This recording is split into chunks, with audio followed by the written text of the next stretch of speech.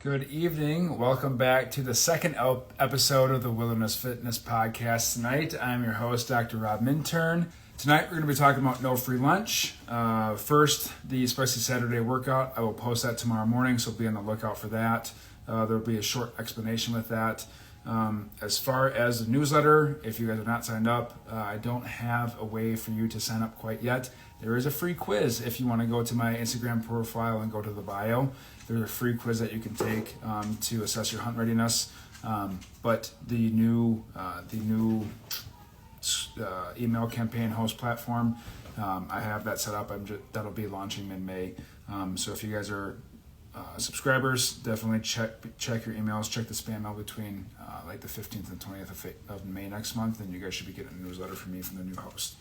So, no free lunch. We're going to be talking about putting in the work, and we're going to be talking about the Valley of Despair. Okay, so putting in the work takes consistency. It does not take fancy movements. It does not take fancy exercises.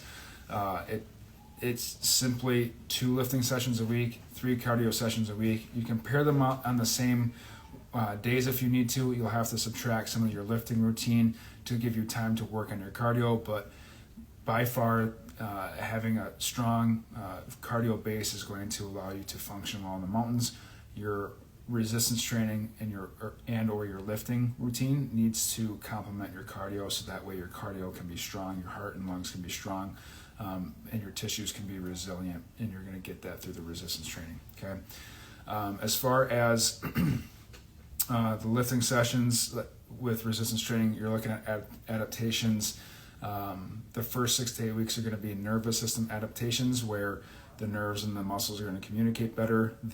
As far as cardio, you're looking at 6 to 8, maybe 8 to 10 weeks before you start to see significant progress in your ability to walk on a treadmill faster, walk on a treadmill at a higher incline without getting a short of breath, going on the elliptical a little bit quicker, having a higher cadence with your bike rides, however you're preparing for the mountains. But make sure that you're tracking your workouts. Make sure that you are writing these parameters down, so that way you can look back a month ago, 6 weeks ago, and see the progress that you've been making. Because a lot of times you're going to take yourself to the point where you're out of breath, or you're doing a zone 2 cardio day and you're like, God, I just don't feel like I'm making that much progress with it. If you're tracking your parameters, you're going to be able to look back 6 weeks ago and see that you could walk at just a 1% incline at 2.8 miles an hour. Now you're walking at 3.1 miles an hour at a 5% incline, and the breathing rate is still the same. So be sure that you're tracking that stuff, so that way you don't get too discouraged, which leads me to the motivation and the commitment piece. With motivation, that is going to come and go, right? Commitment is always going to trump motivation. Morning gym goers and evening gym goers vary in terms of, I think, the consistency in which they're going to get to the gym. Folks who get up in the morning and get it done in the morning are generally more consistent than those who wait till after work to go to the gym. I don't know the stats behind that. I don't know the reason. It's just been the tendency that I've seen over the last 8 years of being a therapist, and over the last 12, 13 years of being in the fitness industry. So folks who get it done in the morning, folks who knock it out in the morning, are generally more consistent than those who wait till after work. And think about a time, if you're listening to this podcast, think about a time where you've tried to go in the evening, something pops up, right? A friend gets a hold of you, a family member gets a hold of you, wants to go out for a bite to eat, or wants to meet you at the library, wants to meet you at Barnes & Noble, wants to meet you somewhere. You're like, yeah, sure, I'll go. I was supposed to work out, but I'll do that tomorrow. Well, so you do that, then Tuesday comes, and now you got a sick kid, right? Now you're not going to work out again on Tuesday. Well, Wednesday comes, and what you were going to do on Wednesday now has to get pushed back to Friday, because now what you're going to do on Wednesday is what you're going to do on Monday. So now you're looking at combining Mondays and Tuesdays workout on Wednesday, so that we can make up Tuesdays and Wednesdays workout on Thursday and do Friday's workout on Friday. And it starts to get this complex, confusing freaking mess. So getting it done in the morning, it goes back to getting it done in the morning, because most people don't get up and bug you at 4:30 or 5 o'clock in the morning to go out for coffee before work. So that's a recommendation there that I generally make for folks. Some rejections that I do get to switching up the morning routine is I like my sleep. I love my sleep. Like my sleep is my number one thing. I will sacrifice a workout to get adequate sleep just to make sure that I'm not going to give myself an overuse injury. Am I going to do that all the time? Absolutely not. But if I'm feeling run down and I have to choose between an extra hour and a half of sleep or that workout, I'm choosing sleep 99% of the time. So you've got to look at what you're doing on the back end. What are you doing at night? Are you scrolling through your phone? Are you watching your favorite show? Are you reading a book that you can't put down? Like, I get that some of this stuff is a want, is a very strong want, but is it a true necessity for you to do this stuff into the hours of the night that you are, so that way you have to sleep in the morning to get your butt out of bed before work, and have just enough time to shower, and then you're scrambling out the door with your pants unbuttoned and an egg sandwich with the egg half off the sandwich because you didn't have time to actually get it on the sandwich. The cheese isn't even melted. Like, what are you doing the night before leading to that morning that would allow you to get up earlier? Now, my brother has made the switch this week to getting up in the mornings. He's waking up at 4:30. That boy did not wake up before 7 o'clock. I would usually be up, work out, come back, walk the dogs, come back, and he would just be rolling out of bed between 7 and 7:30, would stroll over to the computer. He works from home, turn on the computer, and he was clocked in. So from the time that he woke up to the time that he was punched in was maybe 1 or 2 minutes, depending on if he had to run to the sink and grab a drink of water or not. Wouldn't even go to the bathroom. And so his morning routine, like, he went from 7:30 to now like 4:30 in the morning. So that is a huge jump. He was not being consistent with his workouts. He was humbled with a little home DIY endurance challenge that we did two weekends ago now, last weekend. And it was a 5-hour thing, and I think we did 6 miles, but he was humbled, and so now he's completely switched his routine. Do I recommend that big of a switch? Not necessarily, because you're looking at least two sleep cycles, because a sleep cycle is about an hour and 15 to an hour and a half.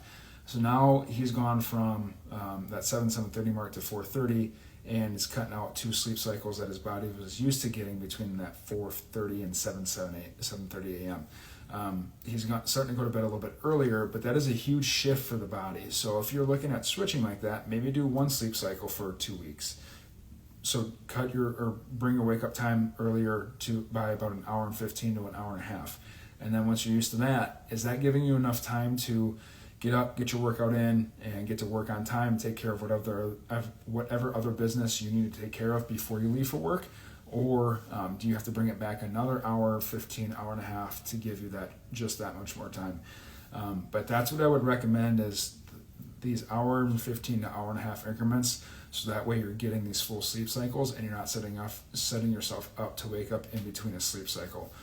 That seems to be one thing that's led to folks being sleepy and groggy in the mornings, is they're getting these weird like 6.5 hours or 6 3/4 hours, these weird sleep cycle timings, and you're waking up in the middle of a sleep cycle. Try to time it out every hour and a half, or hour and 15 minutes to an hour and a half, if you're going to change up when you're waking up in the morning, because you're going to have to dial it back as far as when you're going to sleep at night too.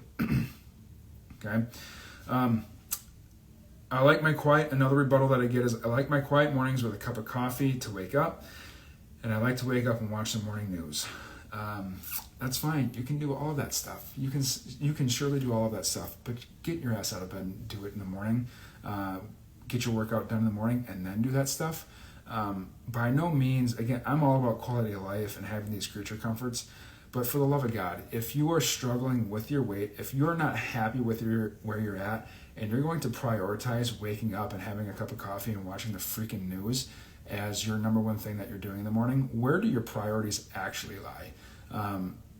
Do you really want to change, or is it something that sounds nice, you talk about it and it sounds fun, it sounds good, and when it comes to putting your nose at the grindstone, nothing actually happens because it's all talk, right? So put your money where your mouth is.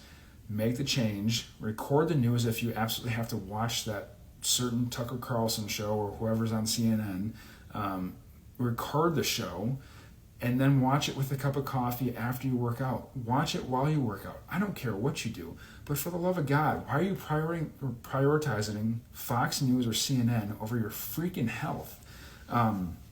That's the bigger question. Like, why are you putting all these other priorities over your health? Because clearly you working out after work was not working. All right, enough on that. Clearly that gets me jazzed up. So time over pretty much everything else is another aspect of putting in the work. You have to give it time, right? I touched earlier on the durations it takes to start to see progress.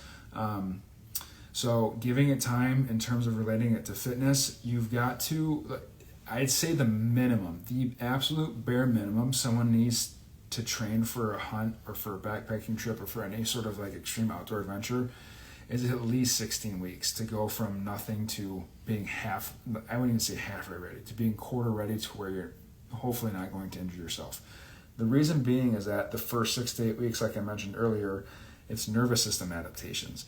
You're not even making a dent in the tissue itself to develop resiliency within the tissue itself. So you want to give yourself at least 2 training cycles to develop that tissue resiliency. This is why training should be year-round, because when you develop that tissue resiliency to prepare for your hunt where you're in that oh shit mode, kind of that scared puckered mode, like I need to start working out, you're really going to hit it hard. You don't want to lose all that progress through the hunting season and through the off season. Like, it doesn't take much to maintain this progress. And then if you maintain it through the winter when times aren't exactly ideal for working out and getting outside, if you can maintain that, then you can hit next spring running. You can hit next spring with more tissue resiliency, more tissue capacity to work. And now you're not having to play catch up for the May, June, July, August before your September and October hunts, right? And it's a compounding effect in the positive direction, not a compounding effect in the negative direction, okay? In terms of business and giving it time, I'll relate it to a call that I had tonight. There was a gentleman that had a discovery call with him, and come to find out, he listens to the Exo Mountain Gear podcast, the Hunt Backcountry podcast. From there, he found a podcast, the Valley to Peak Nutrition podcast with Kyle Kemp, because Kyle's a guest on the Hunt Backcountry podcast quite often, I believe. And Kyle was gracious enough to have me on his podcast last year. And this gentleman came across that podcast, and then he started following my podcast. And then he signed up for a seminar, and then signed up. I sent out the Hunt Readiness quiz, and with that quiz, he took the quiz, and we ended up having a conversation tonight, and it led to a membership. So none of that would have happened if I would have thrown in the towel last fall, 2 years ago. None of that would have happened had I gotten impatient with the fact that business was not taking off and allowing me to go full time with it. So it's not just fitness that good things have come with time. It's fitness, it's relationships, it's sports development. It's pretty much everything. If you give it enough time and you're putting in the work, the dividends will pay off. It might not be within the first 4 weeks. It might not be within the first 6 months. It might be 1, 2, 3, 4 years down the road. Okay. All right. Next, let's talk about the Valley of Despair. What that is, it's putting in the work and not seeing the results. Right. You're attempting to lose weight. You're cutting your calories. You're watching what you eat. You're working out more. First 6 to 8 weeks, you're feeling great, and then 8 to 10 weeks, the weight stops to drop off, and you're like, what the heck am I doing? I'm doing the same thing, and it's like, why now? Why is this happening now versus like 2 weeks ago, 3 weeks ago? Why am I not losing any more weight? Why am I not seeing the scale move? Okay, so there's a few steps to success that I'm going to go over, and then I'm going to relate it to kind of weight loss and health, business, and in my current offering as well, the programs as well. Okay, so the first step is going to be uninformed skepticism, right? You find out about something, you find out about weight loss and the process to weight loss. you're not really sure why you're skeptic, but you're skeptic because you've maybe tried something in the past and it didn't work, and you're hearing about this other method, and now you're like, I don't know. I've tried this other thing in the past, it really didn't work, but I really don't know much about this, but I'm going to approach it with caution because something else in the past didn't work. Then you progress on to uninformed optimism. You've gotten past the skepticism piece. You have started to see some results because you started to dive in, and now you've got uninformed optimism where you're fully committed, you're giving it everything you've got, you're feeling good, the weight is moving and you're feeling stronger, you're feeling more energized, you don't have to have a second or third cup of coffee at 10 or 11 o'clock in the morning, you are not taking a nap at 1 or 2 o'clock in the afternoon just to make it through your day. Things are looking pretty damn good. Then you've got informed pessimism. And this is going to probably happen around maybe that maybe 8 to 10 week mark. You're like, holy shit, this weight loss stuff is no joke, or this new fitness routine is no joke. Waking up at 4:30 in the morning is no joke. I don't know if I'm cut out for it, right? So the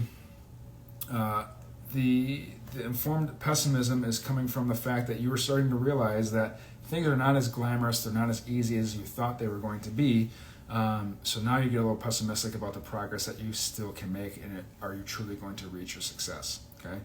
Then you hit the dip. This is the trough. This is the valley. This is the valley of despair. Okay. You hit the dip. Things are at rock bottom. You are not sure what to do to get out of it. You start doing some research and development. You start doing some deep dives into self-help books. You start figuring out what do you need to do to get out of this dip, because this is not a great spot to be mentally, physically, emotionally, spiritually. It's just not a great spot to be. So with that dip, after that, the next step is informed optimism. You've done all this research. You've figured out what's actually going to work. You're not blindly flying by the seat of your pants with, again, weight loss. You've maybe hired a coach, right? You've hired someone to get in your corner, or maybe you got a leak that's in your house that you couldn't figure out how to fix, and now you finally called a plumber, and now the plumber came in there, and you know that the plumber's going to be able to fix it, right? It's this informed optimism of, you know that the success is the next step. You're on the up and up, okay? And then success is the next step.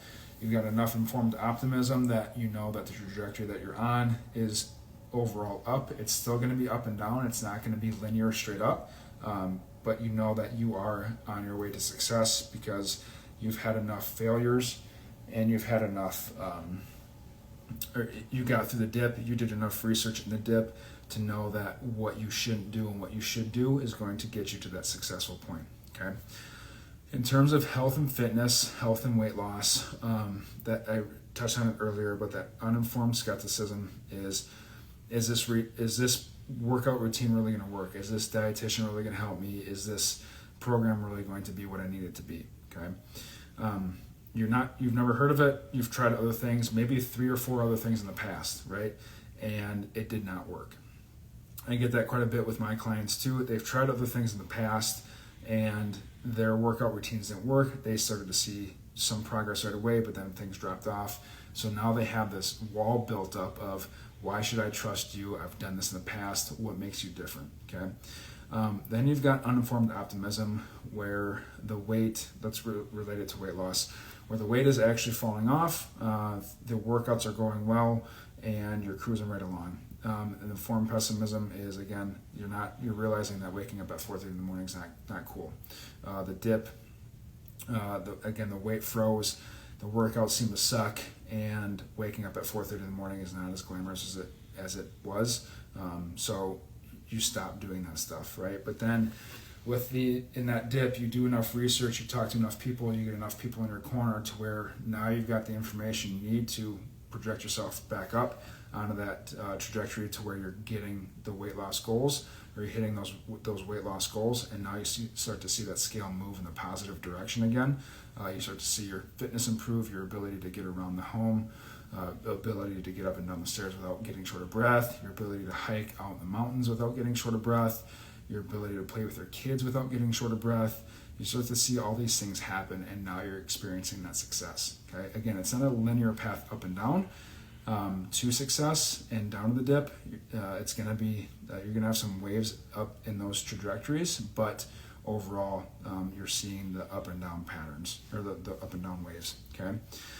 In relation to business, so I'm going to give you just the straight and narrow of what I went through in terms of the valley of despair, which ultimately led to me hiring a coach and getting my shit figured out with developing a new website, rebranding, and all of that stuff this last fall. So 2021, I started a business called Readiness Physical Therapy. Back in 2020, with COVID, I did not have a job as a travel PT for 5 to 6 months that year. I did a lot of hunting. I shouldn't have been doing a lot of hunting, but I did a lot of hunting just to keep my brain off the fact that I was not working. I went back to milking cows. It was something that I did in high school and college to help pay my way through college. So it was actually pretty nice to go back to the farm that I worked on when I was in high school and the first part of college, to go back out there and milk with that farmer again. He has since sold his cows, but it was nice to do that. I found out about this telehealth course, the CEU course, and at first I was like, I don't know, how long is this telehealth stuff going to last with COVID? But I signed up for the course. The course inherently, as part of the homework, like we picked a niche population, the homework basically led us to the beginnings of opening a business, and I just took that and ran with it. In February of 2021, I started it, thinking, how hard can this be? I'm a physical therapist, like people are going to get hurt. This is going to be pretty simple as far as opening my doors, and it'll just be a matter of maybe a year or two before I can go full time with this.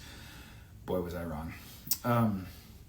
In 2022, I started doing more events. 2021, I did my very first event with Team Whiskey, the High Sierra Archery Shoot. Highly recommend those guys.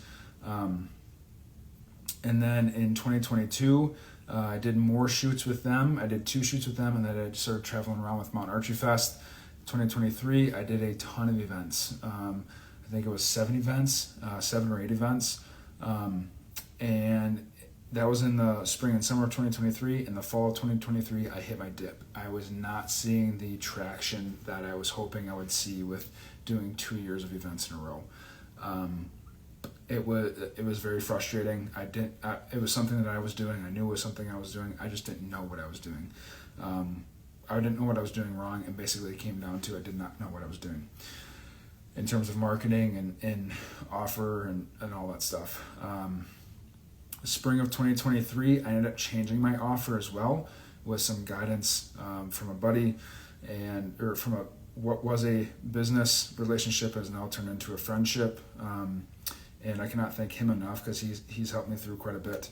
But in 2023, I was in the valley of despair. I was not in a good spot mentally. My workouts had started to fall off the map a little bit. I was not in a good headspace, trying to rack my brain on what I needed to do to change the trajectory of this business. Spring of 2024 came. I started getting on some podcasts. I started getting this podcast going a little bit more. And I got into that informed optimism stage of, okay, this can actually happen. I just need to be a little more consistent than what I have been. Okay. And then fall of last year, I pulled the trigger on the rebrand, hired a web developer, hired a business coach, and things have definitely started to take place in terms of the projection is more in the success realm versus heading down towards the dip realm. So it takes time, it takes persistence, it takes physical and mental endurance, honestly, and it takes getting people in your corner to get through that dip. It takes research on your own, but it also takes getting people in your corner to help you into that positive trajectory towards that vision of success. It's there for the taking. It is yours for the taking. But again, you can't do everything on your own. Sometimes you got to fork out a little bit of cash and have the people in your corner that are going to be there to help you when times do get shitty and you're not necessarily wanting to do it all on your own. Okay. And then in terms of folks going through the program, so the program that I offer is 12 weeks long. 2 of the programs that I offer are 12 weeks long. Generally, those who are fairly new to fitness, not sure about the terminology, not sure about the movements, generally those folks around or the first week to 6 weeks, things are feeling pretty good. The terminology and all that stuff is building upon itself too much. Like it all feels very doable. Around weeks 7 and 8, things start to get a little more of a handful. There's more movements, there's more programming concepts. And then week 9, that's when things really start to quote unquote fall apart for folks. Again, folks who are very new to the fitness side of things, the terminology gets a little more ramped up. It's a lot to chew on in 12 weeks. I'm trying to take what I've learned since 2012 and put it in a 12-week program. So I admit it is a lot of information in the first 8 to 9 weeks.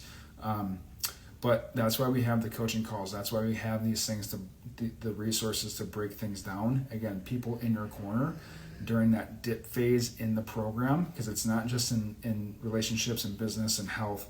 It's while people are trying to change as well. They have these peaks and valleys, these valleys of despair of what the fuck did I just get myself into? I have no idea what I'm doing. This guy is trying to teach me way too much. We have these coaching calls. I had just had this on Wednesday night with someone very frustrated with not understanding what was going on. Had the half an hour call, crystal clear. After that, things were good. Sometimes it just takes a little clarity from the coach and just changing the words a little bit, changing the nuances to make things seem a lot more clear and a lot more simple. That's all it took. And then after that, good to go. Okay. So in conclusion, there's no free lunch in terms of improving your fitness, improving your health, improving your ability to get around the mountain, improving your ability to handle the altitude. You have to put in the work. It's consistency. It's not fancy. You do not need to be fancy with your movements. You do not need to be fancy with your programming. You just have to be consistent and get your butt into the gym, get your butt on the pavement, get your butt doing something that is elevating your heart rate and challenging your fitness levels. Okay, you need to commit, because motivation is going to come and go. You have to commit in order to actually see progress. If you don't, I guarantee you will never hit your goals. You will continue to be frustrated, and you will never be the person that you thought that you can be. And then you've got to give it time. Nothing is going to happen overnight. Tissue change will not happen overnight. Fitness does not happen overnight. Growing a business does not happen overnight. And you've got to give it time in order for the tissues to change, in order for your heart to change, in order for your lungs to get more efficient. You have to give this stuff time. And then the valley of despair, it is normal. It is normal to go through the valley of despair in life. It's normal to go through the valley of despair in business. It's normal to go through it with fitness and health and getting ready for a big hunt. You've got to seek help. It is okay to say that you need help. It is okay to say that you can't do this on your own, and you've got to get people in your corner that are going to uplift you, that are going to push you in the proper direction. If you've got people in your circle that are dragging you down, that are not pushing you in the proper direction, the direction that you want to go in, maybe it's time to find a new circle.